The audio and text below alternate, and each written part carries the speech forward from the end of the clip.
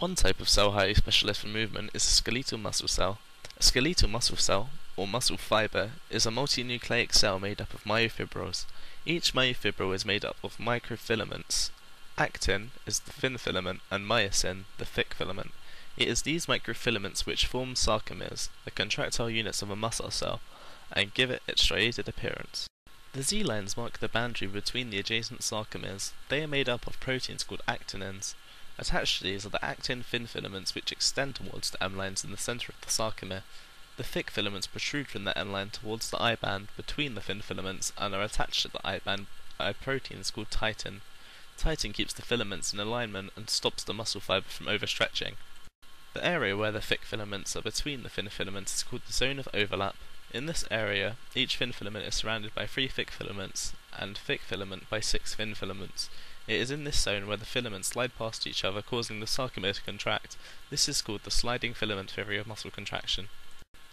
Now to take a closer look at the forces which cause this movement to happen. Muscle contraction produces tension, which is a form of energy, thus requires energy expenditure to produce this. This energy is provided to the sarcomeres in the form of ATP.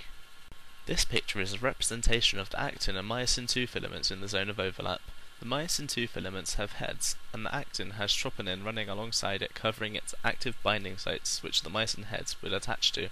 When calcium enters the sarcoplasm after a nerve impulse, the calcium binds to the troponin and uncovers the active site. The myosin head is then able to reach it and bind. The myosin head is cocked backwards like a spring by the energy released from ATP when cleaved into ADP and an inorganic phosphate. This energy also helps the myosin head to bind with actin's active site and form a cross bridge. When the myosin releases the ADP and phosphate, the head, which is still bound to the actin filament, is released and pivots towards the M-line, pulling the actin filament along with it. This movement is called a power stroke. When another ATP molecule binds to the myosin head, the actin is released, which re-exposes the active site. This ATP is then hydrolyzed, and then the energy from this recocks the myosin head, ready for another cycle. This process is repeated several times a second in the sarcomere, whilst calcium levels remain high enough to expose actin's active site and there is sufficient energy in the form of ATP.